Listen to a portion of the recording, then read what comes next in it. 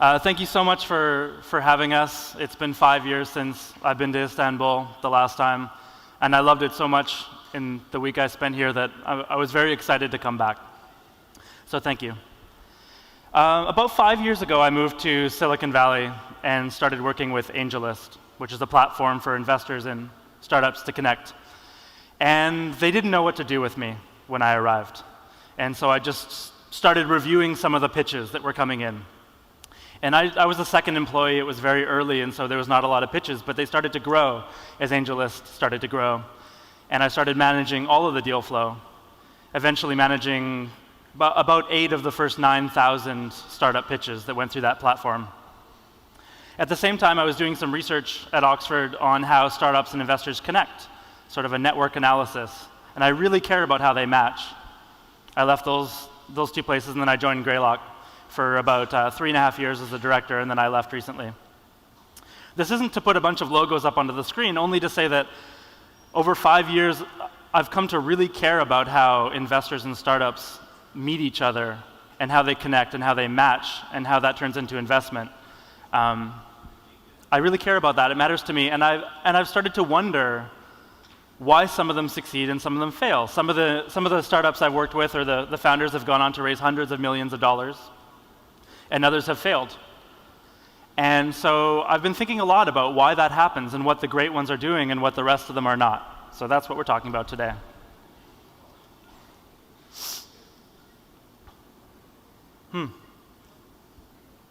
Thank you.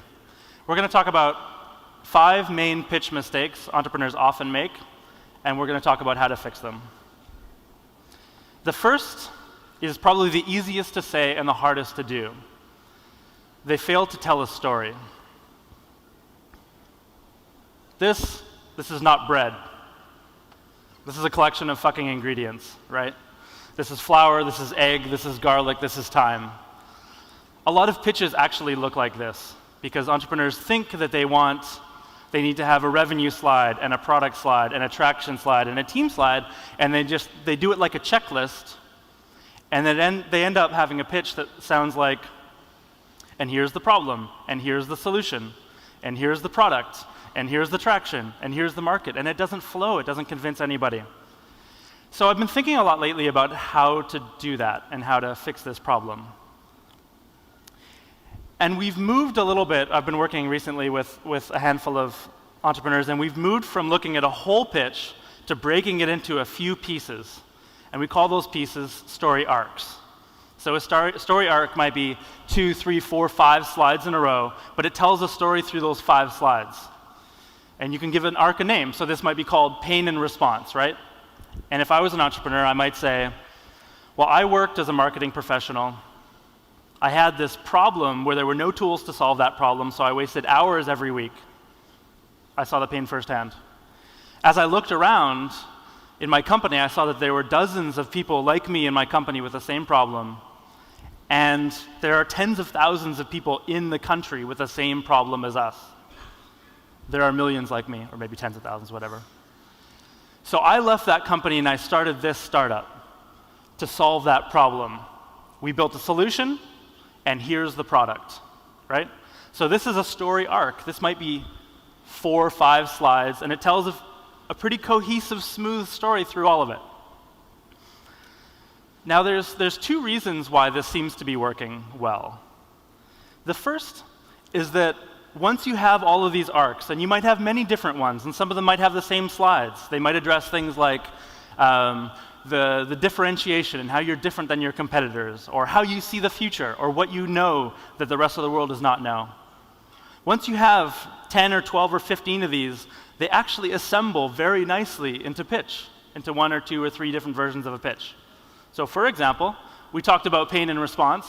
The next arc after that, the next story might be, it's working. Okay, so I was a marketing professional. I had this problem. I wasted tons of time. I noticed there were millions of people like me, so I started a company, we built this product, and then it's working. We launched it to many users, engagement is high, it's growing, and then it's spreading to a big place. Might be the third arc, which might say, we're ramping up our sales, here's how we think about sales, we're addressing this market, and there's a huge market opportunity there. I'm not saying this is right. There might be 2 other versions of their pitch that might work for them. But the first reason it works well is because these story arcs combine really easily to make a great pitch. The second reason, which surprised me, that people seem to love it, is that when we get to the stage where they have all these different story arcs, they seem very relieved. I see the entrepreneur go, and I wonder, why is that? Why is that? I think it's because people are scared that they're going to need to know all the answers in a pitch, that they're going to be challenged. And when you have all of this, even if it doesn't go in the main pitch and it's somewhere in the appendix or it's just in your head, you can answer all of these different questions already because you've thought about these things. And so it tends to be a very good thing. So a pitch is a story, and you can build it by building story arcs. The second thing that entrepreneurs tend to do wrong is that they don't think at an investor's level. And I don't mean better or worse. I don't mean that there's stronger thinkers or weaker thinkers. I only mean that there are different wavelengths, I think. Let me show you. Oh, I'm going to go back. So I think entrepreneurs live at execution. Let's start at the bottom. Entrepreneurs are execution machines. Every day, every week, they need to figure out how to build products, how to sell, how to hire. They need to do all these details. They're very, very good at talking about execution. And most entrepreneurs are actually very good at stepping up one level and talking about their company vision, what they're trying to do. They need to do that because they need to talk to their employees, right? They need to talk to their team. Most entrepreneurs are not great at talking about the top wavelength, which is how the world is changing. But investors live at this level because they're not building anything every day or every week. They're really meeting a lot of different people. They're thinking about how the world is changing, where that creates opportunities, and then they're trying to find companies that satisfy those opportunities. So the question is how to help, and honestly, the best entrepreneurs do hit the top level. The most exciting pitches I've been in are ones where the entrepreneur is teaching the investors something about the world, and they have a strong opinion. How are people changing? How is user behavior changing? How is the technology landscape changing? I don't know. So the question is how to do this. The simple question that I like to ask that helps with this is the first one. Why is now the only time this company could be built? So if you're pitching now in October 2015, why is October 2015 the only time this company could be built? Why not 2010? And why not 2020? This helps pull out examples of what's changing and why opportunity is being created. The second question, which works fairly well with it, is why is this the only team that could build this company, right? So let me give you an example. I like to go back a few years. I can't remember exactly what year it was, but the time when Zynga got very, very big, right? That was probably 2007, 8, 9. I can't remember exactly, 2008. Zynga had a window of opportunity to use Facebook as a platform and connect with hundreds of millions of users that they did not have 3 years before that. And a window of opportunity that has closed since. And that opportunity was Facebook was introducing new user interface, which was the news feed, and they were opening that up to their platform, right? And Zynga knew this, and they were one of the very few companies that was able to jump through the window and use that opportunity on Facebook and combine it with relatively new research in how to addict users, unfortunately. But that was the only time. And actually, you can answer the second question, too. Why was Zynga the only company that could do that? Well, you could look back at Mark Pincus's background. He started a previous company called Tribe.net, which was eventually not successful, but for a while it was quite successful, which was a social network. So he had already started a social network, and he knew exactly how people connected in social networks, and he knew how to exploit that or how to use that for Zynga when he had this moment of opportunity for Facebook.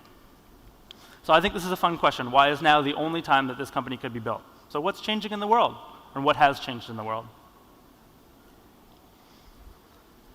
The third thing entrepreneurs often get wrong is that they think a pitch is rational. This is a strange thing to say because it seems to make sense that investors are smart, right? Investors follow a logical line of thinking, and And they build a case, a logical case for why to invest. But that's not the case. If you look at the companies at the earliest stages, they're stupid. It's stupid to invest in a company when it's at seed stage or A. Most of them fail. Most investors lose money by investing in those companies. Instead of rational, I mean, they all do some analysis, but usually they're looking for excitement and they're looking for intuition, right? This is the simplest way I can think of to look at this. Company on the left gets funded. Company on the right doesn't. Green is excitement, red is hesitation, right? When the excitement of an investor is larger than their hesitation, then you have a good chance of raising money. And when the hesitation outweighs the excitement, it's the other way. So the question is how to figure this out, right? How to figure out what is exciting about your company and what you have to tell a story about, right? The way I like to do this is to play a game I call the excitement and hesitation game. I'm not very good at naming. But when you have a draft of a pitch, and you're giving it to your first few practice pitches, right? So you're giving 5 or 10 people who can tell you what is weak and strong about your pitch. Ask them to do this. Ask them to take a piece of paper, draw a line down it, and put excitement on the left and hesitation on the right. And every time you say something or they think something that they get excited about in terms of your business, just ask them to take a note. And similarly, anytime there's a hesitation and they think, that's weird, that's not a good thing, ask them to write it down. And you'll find after 5 or 10 pitches that the same things are coming up between different practice pitches. And you'll say, these 3 or 4 things, people seem to be getting really excited about these 3 or 4 things. And these 3 or 4 things people are starting to hesitate about. And so you make sure that the things that people are excited about are early in the pitch, are clear, you're telling a great, focused story about. And the hesitations you have to deal with, because the hesitations will stay in somebody's head the whole time that they're listening to your pitch. There was one example that just totally stuck out to me lately. I work a lot with Brazilian startups in Silicon Valley. And there seems to be a lot of really good companies that are coming out of Brazil, but not all of them are great at telling their story and pitching. And so I was listening to this one pitch, and it was something like 30 slides long, which is way too long, way too much information. And for the first 26 slides, I was wondering, is this company real? Has this company actually built anything? Has it gone to market? Have people started using what they've built? Is it working? I could not listen to the pitch because I was wondering the whole time, is this company even real? It was all concepts and sort of, it was all conceptual. And then he got to the 27th slide, and not even the main part of the slide, but the side of the slide was the fact that over 3/4 of e-commerce companies in Brazil use their software. And their revenue was in the millions. I thought, holy shit, why are you waiting until the 27th slide to tell me this? This is something that should be at the very beginning of the story. All of a sudden, that was a very exciting company to me because they were real. But for so long, I was wondering. And so try this. Try excitement and hesitation and see what emerges for your company. The fourth one, which is similar, and it's kind of counterintuitive, it seems strange, is that I think entrepreneurs try too hard to be credible, right? Credible means that if somebody challenges you, you can defend it, and you can defend anything. And I think the people who do this the most are people who have been in consulting, like at McKinsey or BCG, and then they start a company, or people who have been in research, who have done a PhD, or people who come from the medical field. But all these places where you have to be credible. If people challenge what you're saying and what you're thinking, you have to defend yourself, right? The problem, at least in places where there are many entrepreneurs and many startups, is that everybody is credible. I can't throw a rock in San Francisco without hitting a Stanford graduate. So credible is not separate you from anything. Credible doesn't set you apart. Instead, you want to be unique and special, right? Different. The company version of this is that way too many companies, if you ask them what they do, they start with something like, oh, we're in the B2B space and we build SaaS software for company collaboration. I don't know what that is. Nobody knows what that is. And 15 people have told me the same thing. Be specific. so that I know that you're different and that I know that you're unique. It's scary to be specific. It's scary because people can challenge you and they can say, oh, that's stupid. And if you stay general and vague, nobody can challenge you. But also, nobody wants to get on your team if you're just super vague. I was working with a friend on his pitch quite a while ago, and we were trying to figure out how to tell the story of his team. And his co-founder was a Stanford computer science graduate, so she was smart. But that wasn't enough, and so we talked about it, and we realized that she had worked at the Stanford Linear Accelerator, so where they accelerate particles to study essentially particle physics. And we thought, holy shit, she has written code that powers the world's largest laser. That is awesome. Say that. Or at least start with that. She has powered the world's largest laser, and she comes from Stanford. At least people will remember it then. The last thing, again, it seems easy to do, is that entrepreneurs find it hard to cut the shit out of their pitch. They want to include everything because, oh, here's another piece of information that can convince people, and this is also positive, and this is also positive. So here's the story I like to tell. A few years ago, I was a part of a photography community. Good photographers, maybe a couple 100,000, and I wanted to come across as a good photographer.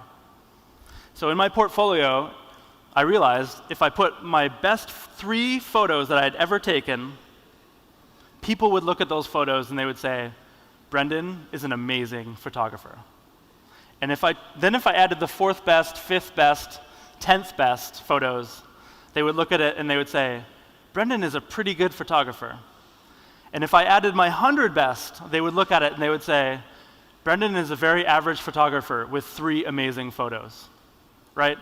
The next best and the next best and the next best thing just get weaker and weaker. And when you add more stuff to your pitch, investors see that. They see where the weak point is. And worse than that, it distracts from the most important things. I'm a really strong believer in the view that perfection really only occurs when there's nothing left to take away. So try to cut the shit. Again, it's hard because every piece is positive, but if it's weak and positive, it won't help, and it distracts you from the few things that are really, really important. That's what I have. 5 things you can do better. Try to tell a story and do it through story arcs. Try to think at an investor's level by asking why is now the only time that I could build this, and taking the answers to that and telling that story. Try to be exciting and figure out what is exciting about what you do. Try to be unique and different. It's scary, I know. Try not to be like everybody else. And then just try to cut everything that distracts from your pitch. I hope it works. I really want it to succeed. I really want it to work out for you. Thank you for your time.